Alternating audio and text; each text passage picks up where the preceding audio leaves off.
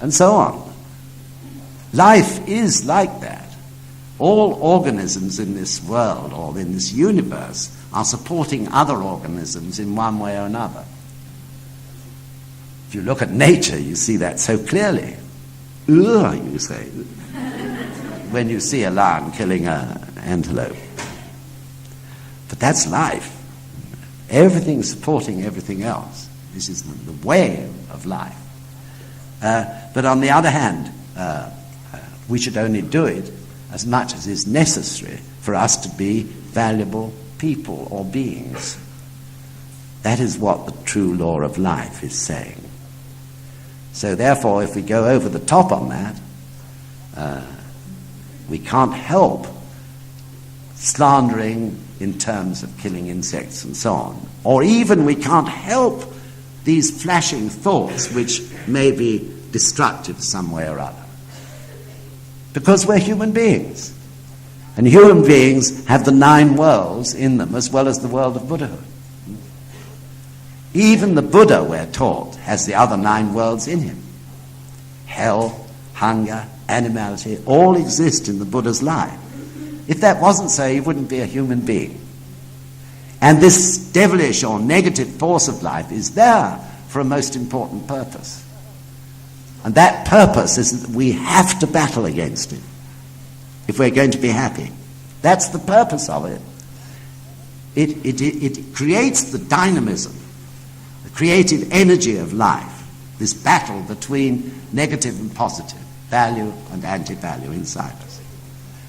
So everything is valuable in Buddhism. We can't deny its existence because it's there. All right, so that's the first point which you can ponder on while you have your coffee break for half an hour. All right? Thank you very much. He says at one point, those people who oppose the theory of punishment are no different from those who are seduced by the superficial compassion of Shakyamuni's Buddhism. I say that they do not embody the true spirit of Nichiren Shoshu. That sounds as if he's putting down Shakyamuni Buddha, but that is not so. What he means by superficial compassion is that the great difference between Shakyamuni's Buddhism, which is known as the Buddhism of the harvest, and the Buddhism of Nichiren Daishonin, which is known as the Buddhism of the sowing. That is to say, in Shakyamuni's Buddhism, people practiced for eons before they were ready to attain Buddhahood, which they were able to do so during Shakyamuni's lifetime and in the first 500 years or so following Shakyamuni's death. Whereas Nichiren Daishonin's Buddhism, the Buddhism of the sowing, is that in this lifetime you can attain Buddhahood. In fact, of course, what Nichiren Daishonin taught was that the moment you chant Nam-myoho Renge-kyo, you are in the state of Buddhahood. Though, of course, your conscious mind can't grasp that or believe it. So the process of the human revolution is changing that karma which gets in the way of you enjoying your Buddhahood to the full and using it to the full. So in terms of compassion, Shakyamuni's Buddhism was for a quite restricted number of people. The people who could practice in his times and after he died and attain the state of Buddhahood were people who either gave up their ordinary lives and became monks, or people who were rich enough to be able to give up all their time to the practice. So complicated it was, so lengthy. And then only very few would ultimately attain the state of Buddhahood. So compared with that, it's not saying anything against it, it was an essential first step, but compared with that and Nichiren Daishonin's Buddhism, which is open to everyone who has the good fortune, of course, to find the Gohonzon innately in their karma, has that good fortune to find it and practice it, is promised that they can attain Buddhahood in this lifetime. Do you follow? So the depth of compassion, therefore, of Nichiren Daishonin's Buddhism, as compared with Shakyamuni's, is tremendous in comparison. But of course that is not saying that Shakyamuni himself wasn't compassionate. He was a Buddha, and no doubt he was compassionate as Nichiren Daishonin was. But it was Nichiren Daishonin's mission to appear in order to spread the true law.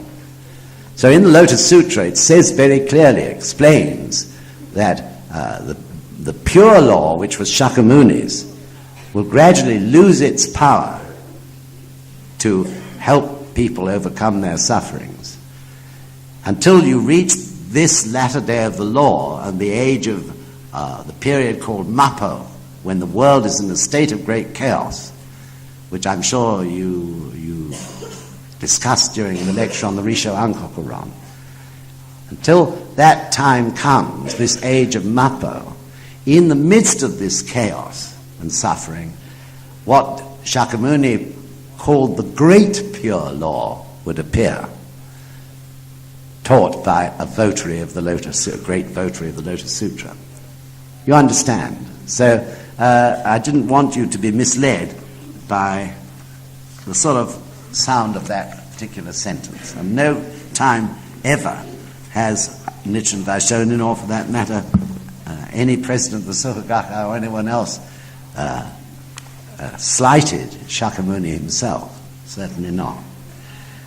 Right, so we'll now read on. Where have we got to? There we are. Meanwhile. Right, off you go. Meanwhile, the Japanese government, in the midst of World War II, had plunged the whole nation into the abyss of war. Firmly embracing Nichiren Daishonin's spirit during wartime, President Makiguchi resisted a government order to worship the sun goddess of Shintoism, an evil policy that permeated the nation. The military government of the time must have been deceived by the misconception that the sun goddess had generated the kamikaze, sacred wind that helped push back the Mongolian invasions in the 13th century. The government was unaware of the fact that the kamikaze arose from the prayer of the true Buddha, Nichiren Daishonin. The military government neither heeded nor referenced Nichiren Daishonin's teachings. Should be respected, I think. The military government neither heeded nor respected Nichiren Daishonin's teachings, failing to recognize that because of its slanderous acts, Japan was attacked by Mongol forces.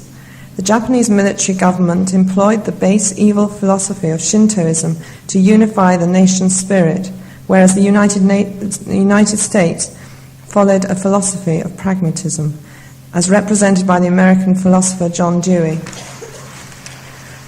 This, along with the lack of materials, had already determined the outcome of the war. It was unavoidable that the military authorities went insane as the nation experienced a total defeat. The supreme philosophy of Buddhism clearly explained that Japan would be defeated if it operated based on Shintoism. In fact, the military even attempted to burn those of the Daishonin's documents that expounded his most important teachings. The military held the reins of authority. It was like a knife in the hands of a crazy person. Intimidated and virtually scared to death by the military government, people foolishly agreed to build shrines to the sun goddess in their homes, which they worshipped blindly. In these circumstances, President Makiguchi strictly pointed out to the Soka Gakkai members that worshipping the sun goddess is absolutely opposed to the spirit of Nichiren Shoshu's doctrines. Swayed by the military, the Japanese nation took strange actions. Without understanding how ideologically confused the people would become, the Japanese nation attempted to unify all religions. It went so far as to encourage all citizens to worship the sun goddess and ask her to unleash kamikaze. Those who refused were accused of being enemies of the nation and proponents of treacherous anti-war thoughts. For the first time in the history of Japan, virtually the entire nation adopted faith in the sun goddess.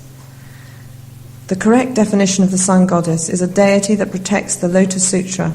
In other words, only when we pray to the Lotus Sutra will the sun goddess reveal her power.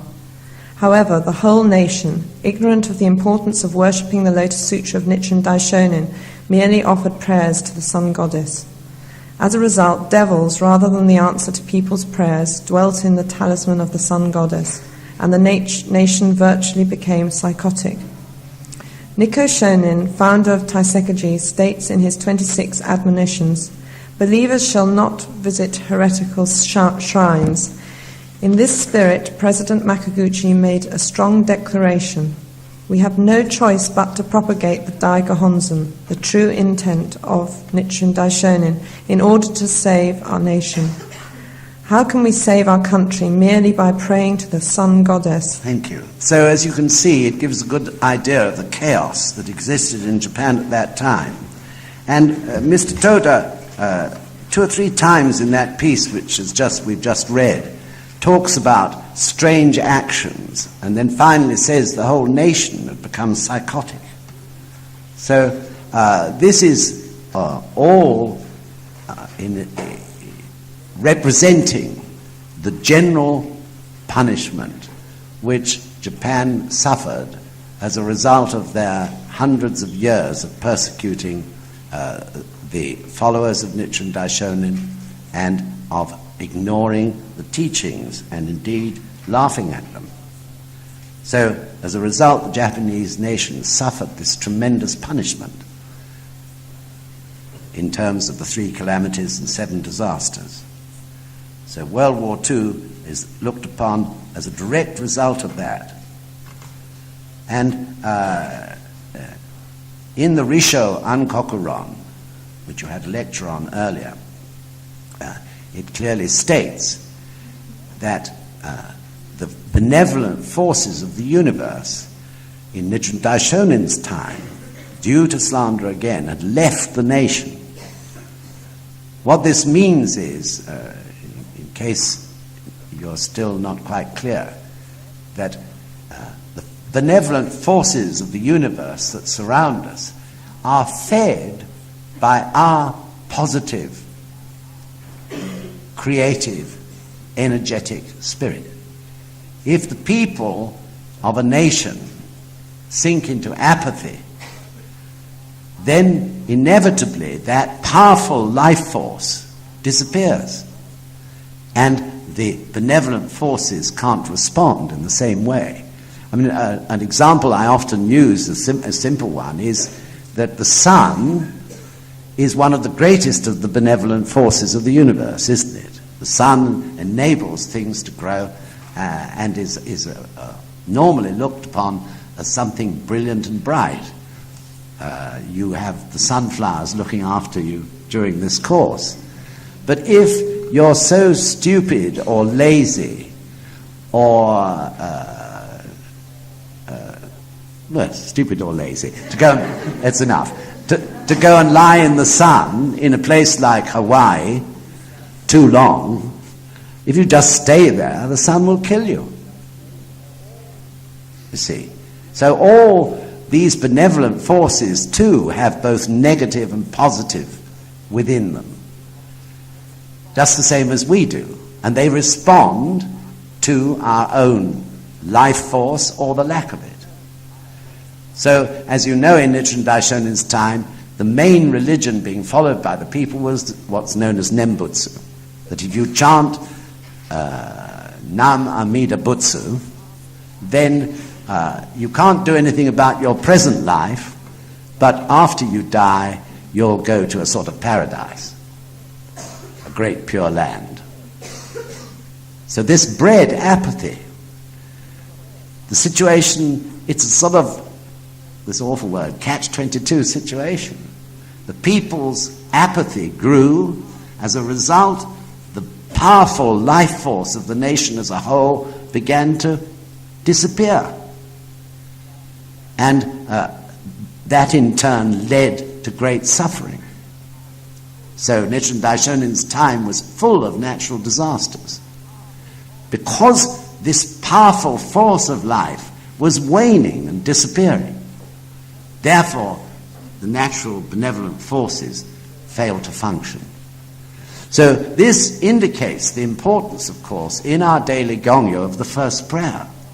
Why the first prayer is there in Gongyo because it is through that that we are, as it were, renewing our ichinen every day to maintain our life force and feed the benevolent forces of the universe with it. Do you follow? So it's good to remember when you do that first prayer in the morning, even though you may be still sleepy a bit, or even though you may be a bit negative about doing Gongyo, however you get yourself down there, please put your whole heart into the first prayer, because that is feeding the Shoten Zenjin, or the benevolent forces of the universe for that day. All right, everybody? Good. So, as you can see, the nation as a whole, of course that didn't mean every single person in it, but the majority of people were affected by this crazy, mad movement which was leading to more and more destruction and, of course, more and more suffering for the people at home in Japan. And we see it in the actions of the kamikaze pilots who, for the sake of the emperor and for the glory of the emperor, piloted their planes as human bombs into battleships and that sort of thing. And you see it in the fact that until the very end of the war, when people were losing their belief in the sun goddess, they never gave themselves up as prisoner. If they were wounded and left on the battlefield, they always had a hand grenade with them, and if anyone approached them, they blew themselves up. No one was taken prisoner during the first years of that war. And you see it, of course, also in the terrible cruelty that was committed by some of the soldiers and officers in the Japanese army on quite a wide scale. And as you may know, the Youth Division in Japan have compiled more than 40 volumes where men have courageously talked about the terrible acts that they committed. This all comes out of this distorted mind that I talked about earlier, the breaking of the head into 7 pieces. People behave in a way that they would never dream of behaving normally. This can happen. It happened in Germany. It could happen in our country, under the right circumstances, or perhaps I ought to say the wrong circumstances. So I hope that's really clear. So we're going to miss a bit now, and we'll carry on. If you look ahead, those who were imprisoned had to face a pitiable reality. How many paragraphs is that on? About five paragraphs. 2, 3, 4 paragraphs, I think. Okay. All got it? Those who were imprisoned. Same page. Okay. Second column. Those who were imprisoned had to face a pitiable reality. Many suffered bankruptcy in their businesses. Many were chased after by creditors, and still many others lost their source of income and barely survived. Their families also fell into an abyss of sorrow, discarding their faith and doubting Nichiren Daishonin's teachings, because they had had little confidence in their practice, and their study of the Daishonin's teachings was shallow. Many who were imprisoned gradually began to bend in faith. How cowardly they were. They had little courage or depth of faith, and sadly enough they didn't recognize the Daishonin as the true Buddha. The persecution of imprisonment was very honorable. It was noble in the eyes of the true Buddha. Being persecuted because of our faith put us in an honored position in the light of Buddhism. Yet, the many who failed to perceive that they were actually showered with honor discarded their faith. 19 out of 21 of Makiguchi's followers turned away from their faith in the Gohonzon, including such senior leaders as Tatsuji. We won't condemn you to reading those names out. All right? Thank you. But that doesn't mean to say we're not honouring them. Okay. Only President Tsunosabu Makiguchi, General Director Josai Toda, and Director Shuhei Yajima remained stalwart in their faith. How difficult it is to continue to believe in the true law. President Makiguchi died in prison of malnutrition on November the 18th, 1944, never losing pride in standing up to persecution. I didn't know of the death of my mentor, Mr. Makiguchi, for a while. I last saw him in autumn of 1943 at the police station, where we were being processed as prisoners. After that, we were jailed separately in tiny individual cells. We had been master and disciple since I was 20. Our relationship was even deeper than that between parent and child.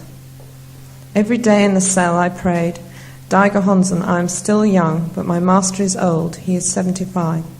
Please give me all his suffering and let my master leave prison as soon as possible. President Makiguchi must have sinned profoundly, slandering the Lotus Sutra in his previous lifetimes. The decree of the Buddha was very strict with him. On January the 8th, 1945, 1.5 years after my imprisonment began, I was told Mr. Makiguchi had recently died. When I returned to my cell, I could not stop my tears. Thank you. So it may seem almost as if he's criticizing President Makiguchi, but he wasn't. His mind, Mr. Toda's mind, was very clear. He spoke very directly and frankly. Yes, Mr. Makiguchi's suffering was great.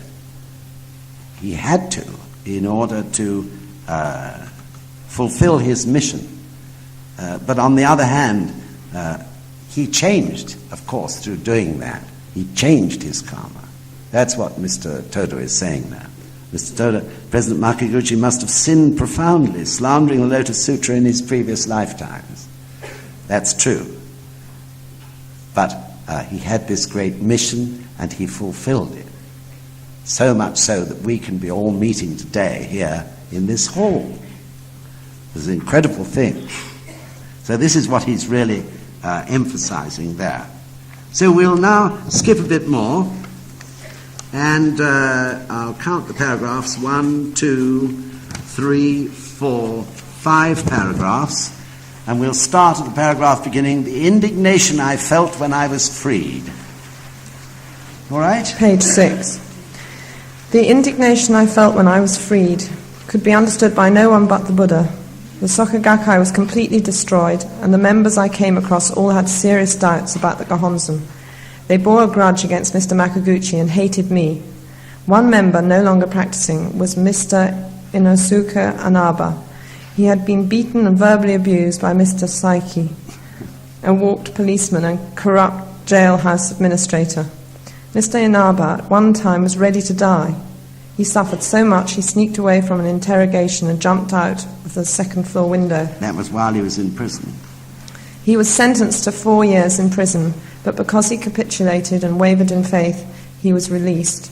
When I saw him, his life condition was miserable, in animality. Every other leader turned away from the Gohonzon. I myself had made a deep pledge to accomplish Kozenrufu, but I was alone in my quest in war-torn, bombed Japan. Even Mr. Yajima, who had survived this ordeal, was living miserably, like a sick animal in a shabby hut. I waited patiently for the right time to commence propagation of the great law. First of all, I expounded the philosophy of the Lotus Sutra. I found out later that this attempt was very slanderous, yet it was my first step to reconstruct the Soka Gakkai. So this is where Mr. Toda wishes to state his first big mistake. So, as you may know, when he was in prison, there was a very strange thing that whenever he asked for a book, he was brought a copy or a book of the translation of the Lotus Sutra into Japanese.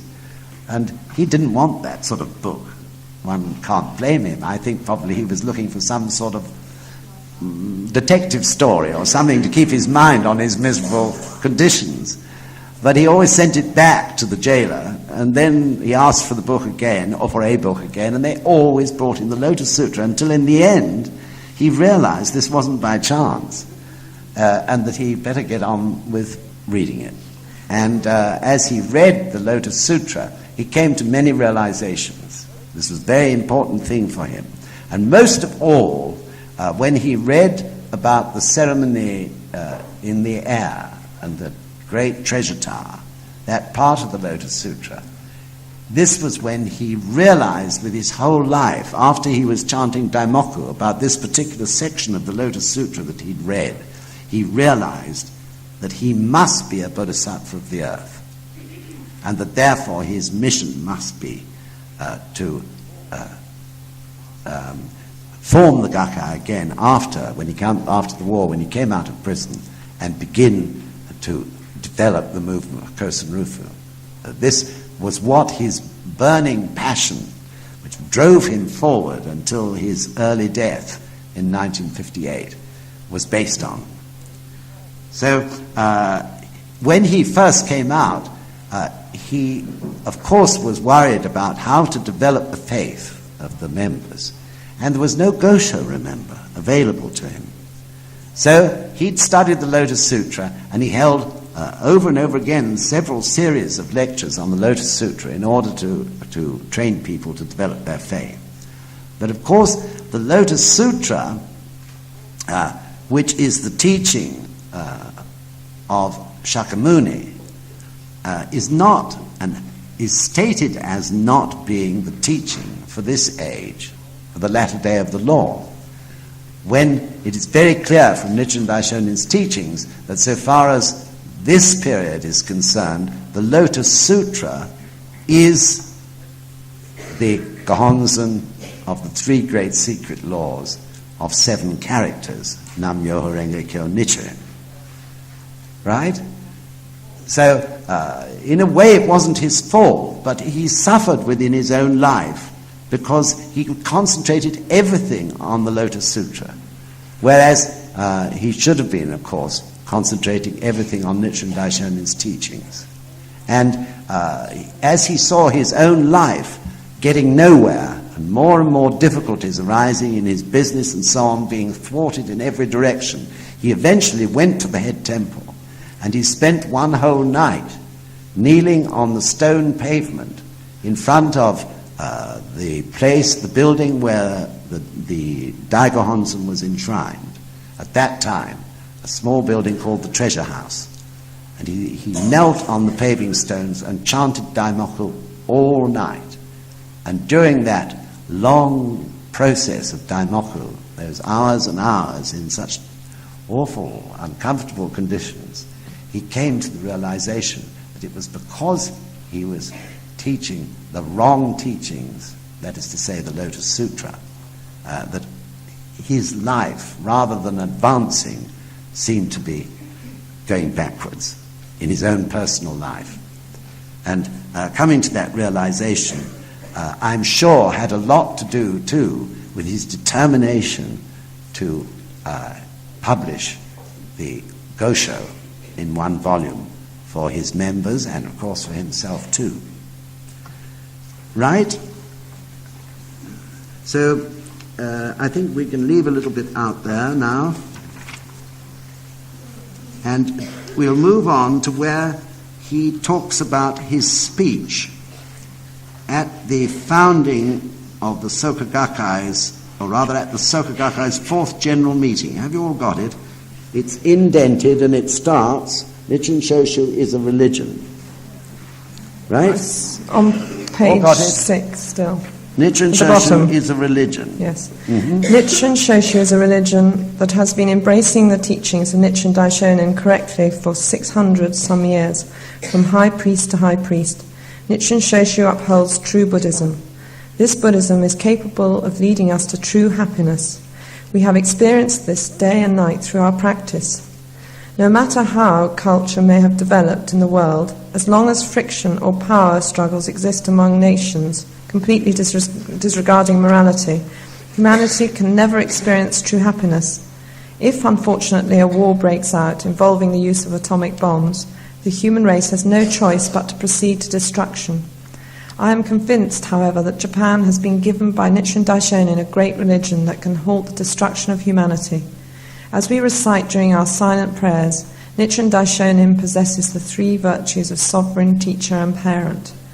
It is indeed an honor that we, of little virtue, can worship him. We are the Daishonin subjects, children, and disciples. Nichiren Daishonin is the Buddha of the universe, and to be his subjects, children, and disciples is our great karmic relationship. Nichiren Daishonin appeared to enable us to reveal our Buddhahood, also to show us what Buddha's wisdom is, and thus help us to attain enlightenment. The Daishonin made his advent to allow us ignorant and evil-minded individuals to worship the Daikahonzan. Therefore, it is our supreme benefit to be able to follow the Daishonin's teachings and worship the supreme Daikahonzan as its child, disciple, and subject. We thus have a mission to share the benefits of the Gohonzan with people in suffering, because we are the first to know of its greatness and of our great karma. We must worship it ourselves and also strive to help others to do the same. Whatever may happen to society, good or bad, we have to dedicate ourselves to praying to the Gohonzan and helping others do the same for their happiness.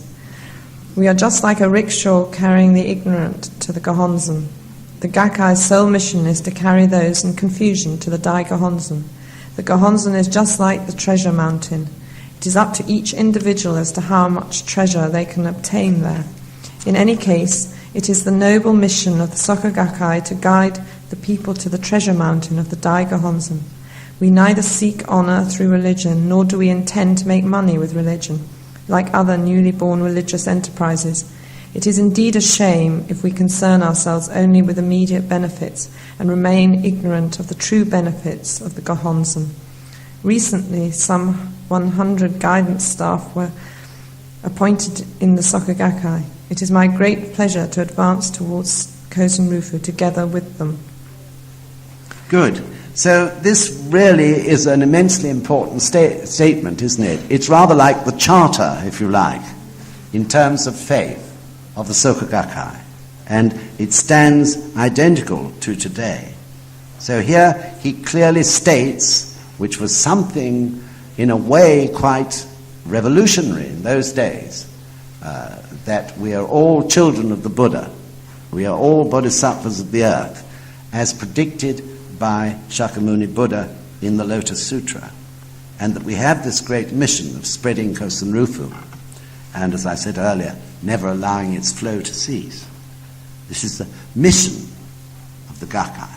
And then he talks about the practice of the Gakkai in this short speech, which is known as Jigyo and Keito. Practice for yourself and practice for others. The two should be inseparable, that our task is to bring those others who are also suffering human beings to the Gohonzan, and to fulfill our function as bodhisattvas of the earth, together with, of course, our own practice of faith.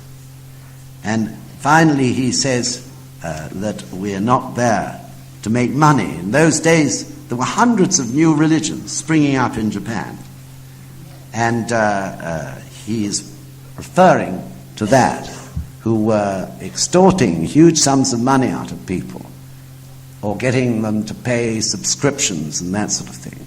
So this has never been so in the Gakkai, and never will be so, because of the principle that if one is to give, one must give spontaneously from one's heart. Otherwise it's not a good cause to make. Neither would it be a good cause for the person arranging for people to be forced to give. They too would suffer. So always we should be able to give spontaneously or not give, depending on our circumstances. But of course to give is one of the greatest causes that you can make, both in terms of one's energy and time, and also in terms of material giving. So, to this day, the Gakkai, of course, now consisting of millions of members, is a very wealthy organization. But as fast as they gain, they spend. I think the number of temples alone that they've built in Japan is something like 470. And even they donated 200 temples, as you know, towards the 700th anniversary last year, half of which, or more than half of which, 2/3 of them had been completed. So huge sums. And of course, they gave us Taplo Court. Who's ever heard of such a thing? It's unheard of. No one else could really believe it. And there are no terms, I might say, on how we should repay. We must repay gradually over many, many years. And I'm sure we will do, not only in money, but also in our great efforts for Kosen Rufu. But the fact is that they gave us Taproot Court, which belongs to no one else but NSUK through our trustees. It's an extraordinary thing. So far as our finances are concerned, we walk on a tightrope. We've always walked on a tightrope, ever since I first came back to this country from Japan. But somehow or other, even though our expenditure is growing, of course, as the membership grows, we always just manage. So I'm totally convinced this is because of all of your democracy. That is what enables us always to manage. Even though not everybody, not every member by any means contributes. Not more than half the membership contributes. But always we manage. And of course, as people's faith grows, so they feel they want to give something. And of course, they begin to discover the benefits from doing so. So, we manage still to this very day. However, when Sensei was here this last time, he said to us, really, you should start to build a reserve fund. I'm sure in his mind was the upheavals and changes going on in the world and the need to have something in the kitty in case difficulties should arise. So this, we must really try to do. And I'm sure because Sensei said that, the time is right for us to be able to do so in one way or another. And so far as Taproot Court is concerned, although we pay money to Taproot Court for its maintenance from our own general NSUK funds, about £50,000 a year, this is nothing to what Japan gives us to help us maintain it as well.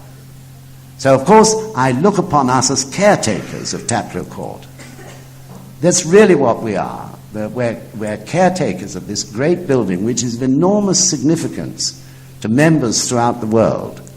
And it will continue to be so as our cultural activities there develop. And people understand the greatness of its function.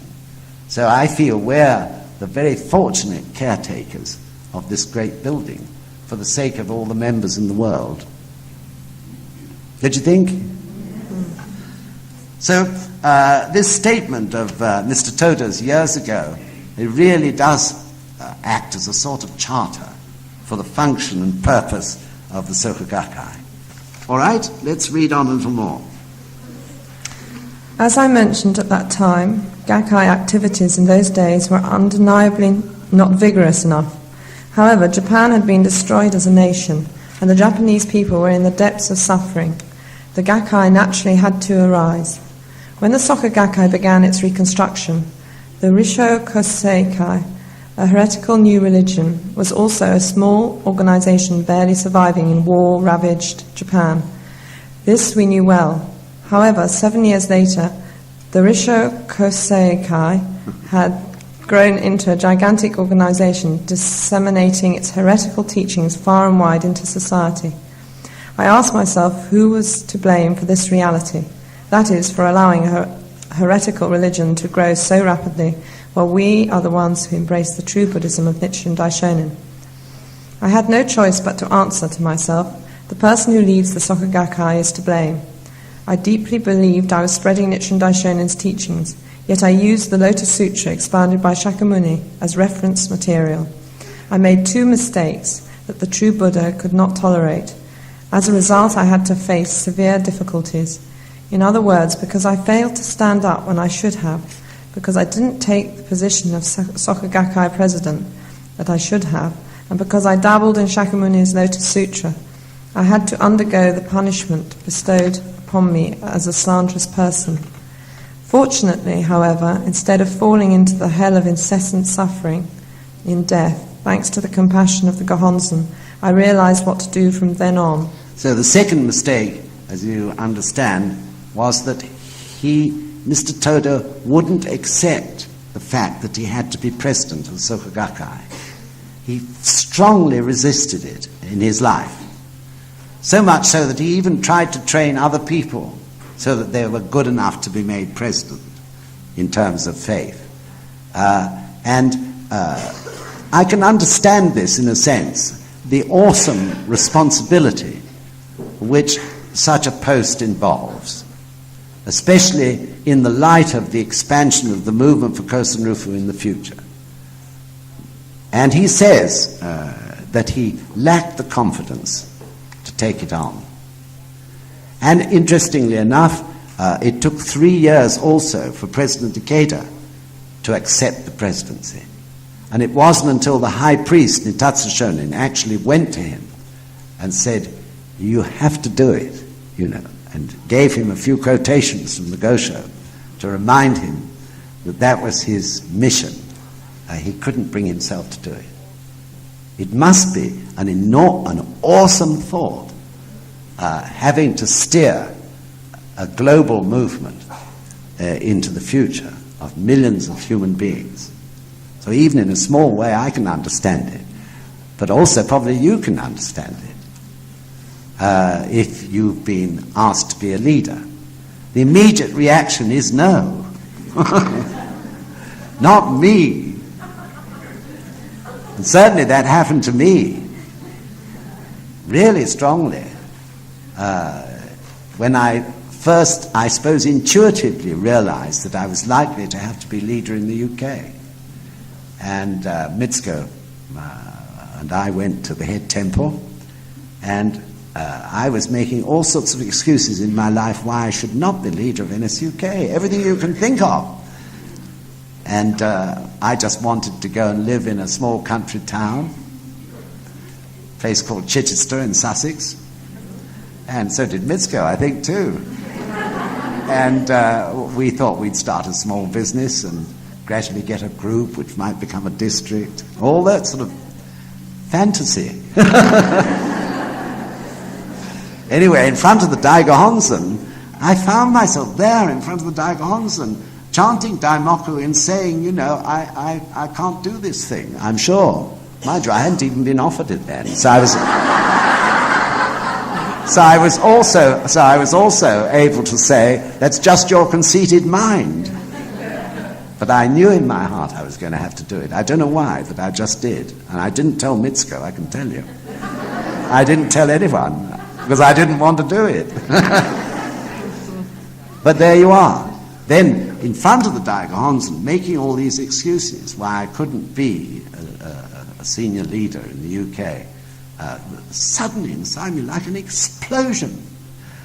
It's like all my life was saying to me, what do you mean sitting there like that, saying you can't do it, you can't do it? What's this for?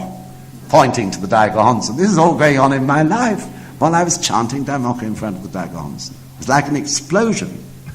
And I said to Mitsuko afterwards that I'd had this great realization, and that if it hadn't been I had a back to the chair I was sitting in front of the Daigo Honzen, I would have gone over backwards. It was so powerful. So I can understand it. I'm sure many of you, when you were asked to be a leader, oh no, not me. Anyway, that's good in a way, because